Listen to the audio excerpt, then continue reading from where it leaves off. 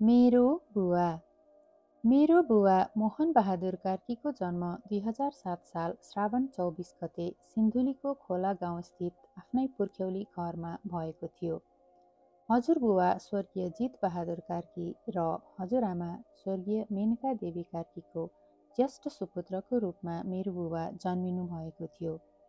जमिनदारी गरी खाने एक सम्पन्न परिवारमा जन्मिएका कारण बुवाको बाल्यावस्था उचित पालन पोषणका साथ शानदार रूपमा अथवा सुख शयलमा नै बितेको थियो। समयको गतिसँगै अध्ययनको सिलसिलामा बुवा जनकपुर, काठमाडौँ अनि बनारससम्म पुग्नुभयो र आफ्नो अध्ययन पुरा गर्नुभयो। त्यसपछि हजुरबुवा हजुरआमासँग सिन्धुलीको सिरथौलीमा बसोबास गर्न थाल्नुभयो अनि 2028 सालमा मेरी आमासँग विवाह बन्धनमा बाँधिनुभयो। मेरी आमा एक सरल र मिलनसार स्वभाव भएकी अत्यन्तै सहनशील नारी हुनुहुन्छ। समयको अन्तरालसँगै मेरा बुबा आमाले पहिलो सन्तानको रूपमा म एक छोरी र मेरा भाइहरू 3 छोरालाई जन्म दिनुभयो। बुबा त्यो बेला गाउँफर्क अभियानमा कार्यरत हुनुभएको थियो। गाउँ छोडेर गएका सबैलाई गाउँ फर्काउने र गाउँमा उच्च स्तरीय कृषि प्रणाली लागू गरी गाउँलेको जीवनस्तर उकास्ने, त्यस्तै गरी आफ्ना पिताले सुरु गर्नुभएको शिक्षा र स्वास्थ्य क्षेत्रको विकासलाई विस्तार गर्दै अझ सुदृढ बनाएर सबै जनताको पहुँचमा पुर्याउनका लागि पहल गर्ने अनि आफ्नो गाउँमै सुखी जीवन बिताउने भन्ने बुवाको लक्ष्य थियो।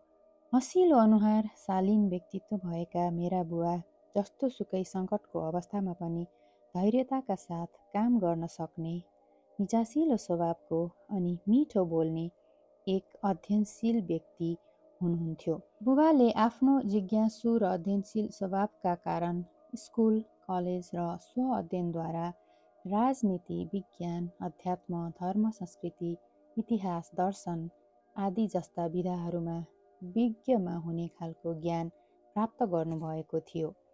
आफ्ना पिता पूर्व सांसद तथा समाजसेवी मेरो हजुरबुवा जित बहादुर कार्की राजनीतिमा भएका कारण उहाँको राजनीतिमा विशेष दखल थियो। मार्क्स, लेनिन, माओका सिद्धान्त हुन् या विज्ञानका आविष्कारहरू हुन्, सुकरात, प्लेटोका दर्शन हुन् या त सामाजिक, सांस्कृतिक, ऐतिहासिक, धार्मिक विषयवस्तुहरू हुन्, सबै कुराहरूलाई स्पष्ट अनि सुन्दर ढङ्गमा वर्णन गर्ने कला मेरो बुबामा थियो।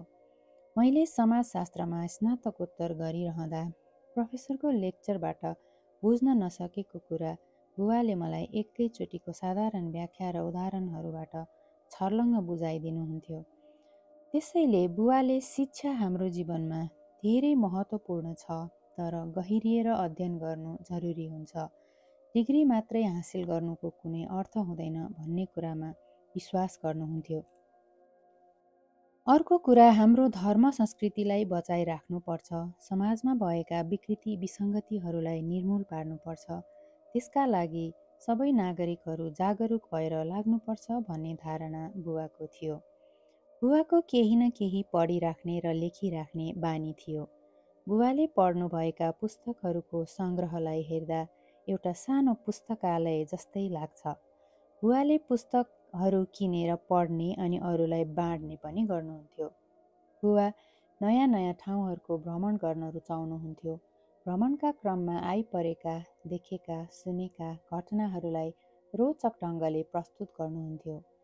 बुबाको बौद्धिक क्षमता र प्रभावशाली शब्दहरूका कारण उहाँका सम्पर्कमा भएका सबै व्यक्तिहरू प्रभावित हुन्थे। आफन्त, परिवारजन, इष्टमित्र जमघट भएका बेला मिठा मिठा कुरा गरेर सबैको मन बहलाउनुहुन्थ्यो र ज्ञान गुणका कुराहरू बाँड्नुहुन्थ्यो। बुबालाई देशप्रति अथाह प्रेम थियो। देशमा अराजकता फैलिएको, शान्ति सुरक्षा कायम हुन नसकेको र युवा पिँढी विदेशिने क्रम नरोकिएको कुरालाई लिएर बुबा सधैँ चिन्तित बनिरहनुहुन्थ्यो। आफ्नो धर्म, संस्कृति र मातृभाषाप्रति गर्व गर्नुहुन्थ्यो। सधैँ ठेट शब्दहरूको प्रयोग गरेर शुद्ध अनि प्रष्ट नेपाली भाषा बोल्नुहुन्थ्यो। स्पष्ट वक्ता हुनुहुन्थ्यो। औपचारिकता निभाउन र बनावटी कुरा गर्न बुबालाई पटक्कै आउँदैन थियो। बुवाले हामी सबैलाई धेरै माया गर्नुहुन्थ्यो। आमाको स्वास्थ्यमा विशेष ख्याल गर्नुहुन्थ्यो।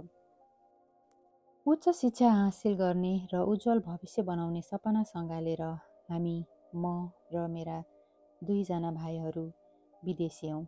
एउटा भाइ चाहिँ काठमाडौँमै रमाएर बस्यो।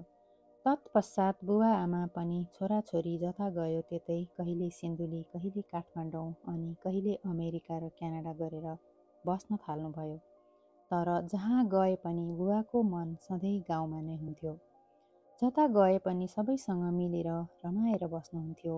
नाति नातिनीहरूसँग केटाकेटी झैँ भएर खेलिदिनुहुन्थ्यो। जे दिए पनि खाइदिनुहुन्थ्यो।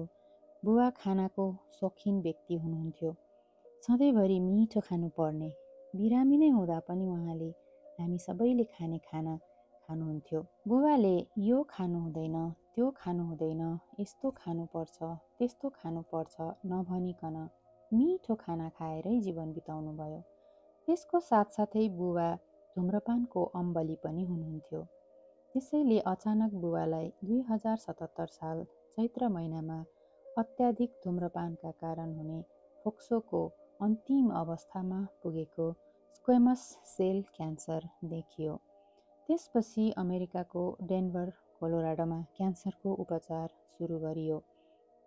उपचार गर्दा गर्दै 2080 साल पुस 21 गतेका दिन बुवाले हामी सबैलाई छोडेर जानुभयो।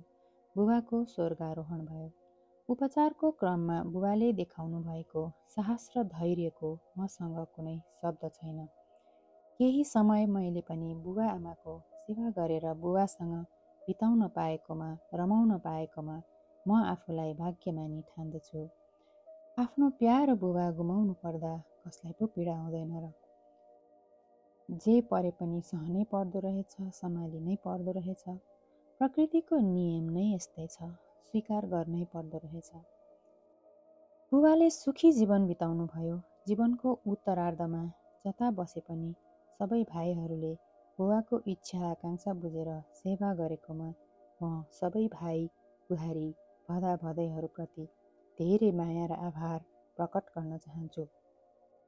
मेरी आमाले त्यो समयमा गर्नुभएको मिहिनेत र त्यागले गर्दा नै अन्तिम अवस्थामा पुगेको क्यान्सर हुँदा पनि अझै 1 वर्ष 10 महिनाको अवधि हामीले बुबासँग रहने सौभाग्य पायौँ र विशेष गरी अमेरिका जस्तो देशको व्यस्त जीवनबाट कैयौँ अप्ठ्यारा परिस्थितिहरूसँग जुधेर बुबाको लागि समय निकालेर दिन रात नभनी बुबाको अन्तिम साससम्म अनवरत रूपमा खटेर बुबाको सेवा गर्ने मेरो कान्छो भाइ अनि बुहारीलाई म धेरै माया र मुरी धन्यवाद दिन चाहन्छु। बुबा, हजुरको अन्तिम पटक मातृभूमि टेक्ने इच्छा चाहेर पनि समय र परिस्थितिको कारण पुरा हुन सकेन। यो कुरा हामीलाई जीवनभरि खड्किनेछ। हजुरको वैकुण्ठमा बास होस्। हजुरलाई हामी सधैँभरि आफ्नो मन मस्तिष्कमा राख्नेछौँ। हजुरको आशीर्वाद सदैव हाम्रो साथमा रहनेछ। हजुरको सुन्दर आत्माको चिर शान्तिको लागि हामी सबै कोटी कोटी प्रार्थना गर्दै हजुरलाई श्रद्धाञ्जली अर्पण गर्दछौँ।